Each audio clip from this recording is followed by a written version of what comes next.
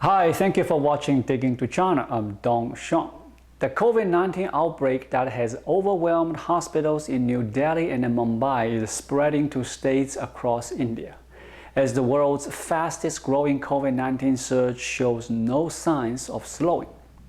The country hit a new global high for the pandemic on Wednesday, reporting more than 360,000 new daily cases. It recorded 3,293 deaths, the highest single-day toll for the country. New Delhi and Maharashtra, the state that is home to the country's financial capital of Mumbai, account for about a quarter of India's 3 million active cases. But the cases are now rising fast elsewhere. In some of India's largest and most populous 5 states, with a combined population of over 500 million, now account for about 35% of the country's active cases. In the southern state of Kerala, the number of new cases being reported has risen to more than 30,000 a day from around 13,000 2 weeks ago. Hospitals there are beginning to see some of the same strains as those in New Delhi and Mumbai. The rapid increase in cases across India has been fueled by a combination of factors. As cases dropped in recent months, the public and the governments got more relaxed about pandemic safety measures such as wearing masks and social distancing. Public gatherings, small and large, resumed. Highly infectious new variants are also potentially playing a role. The Hindu Kumbh Mela festival drew more than 3.5 million people from across country to the Himalaya state of Uttarakhand in April, according to state data. On March 31st, the day before the festival began, the state reported 293 cases. On Wednesday, the daily number had shot up to more than 6,000. The state government has imposed a week-long lockdown. On Tuesday, the first day of the lockdown, most areas of the state were quiet, with markets and shops closed. The city of Haridwar, where Hindu pilgrims had flocked to the banks of the Ganges River earlier this month, was mostly deserted. Even the temples were silent. The sound of an occasional ambulance broke the silence, and the only signs of activity were the lines forming outside of pharmacies. In the eastern state of West Bengal, Prime Minister Modi's Bharatiya Janata Party held huge rallies in March and April during the state elections. On Wednesday, the state reported more than 17,200 new daily cases, the highest single-day tally in the state so far.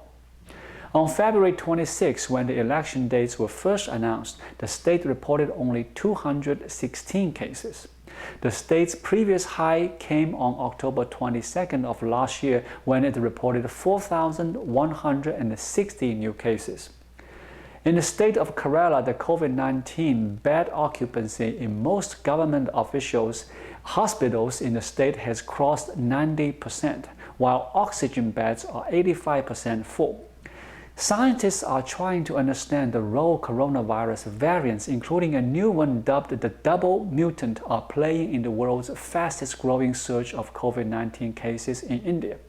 Public health experts say that the wave of infections appear to be driven by many of the same causes that have led to rising cases counts elsewhere, primarily a relaxation of pandemic control measures, but that there are strong indications variants are also a factor. Although little is known about the variant so far, scientists say that early data suggests that the double mutant, first discovered in India in a sample collected in October, is more contagious than the original version of the virus and has spread rapidly through parts of the country, including the state of Maharashtra, home of the financial capital Mumbai. Public health experts said they have been caught off guard by the sheer escalation of this wave, which tore through the population at a faster clip than some previous surges in other countries. In mid-February, India's daily case count had dipped below 10,000 and the deaths had fallen to double digits. Fast forward 2 months and the cases have soared past 200,000 for 8 days straight. New virus variants have been behind the previous surges elsewhere, for example in the UK late last year. But India's recent rate of increasing cases has been far faster than in the country's previous wave, and swifter than the more gradual increases widely seen elsewhere. In the US, for example, the last big wave built up over 3 months, starting in September, and hit a peak of 295,215 daily cases on January 8th. Scientists say India was primed for another wave as many people dropped mask wearing and other safety precautions, and the government allowed huge political rallies and religious festivals, which may have been super spreader events. Variants spreading through the population likely added fuel to the fire. The double mutant, the more contagious UK variant, as well as Brazilian and South African variants have all been detected in India, according to the Health Ministry. In New Delhi, the UK variant was responsible for half of the cases in the last week of March.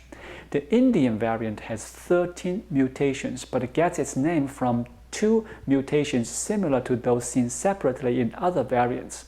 In other variants, one mutation is associated with making the virus more infectious and appears better at evading antibodies, while the other is similar to one that has shown signs of being able to sidestep some of the body's immune responses.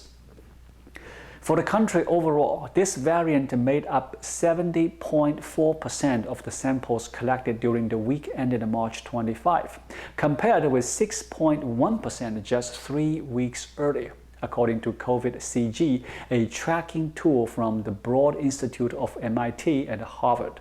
The tool uses data from the GISAID initiative, a global database for coronavirus genomes. Scientists in India, the US, and other countries are studying the variant in labs to see how the virus responds to antibodies.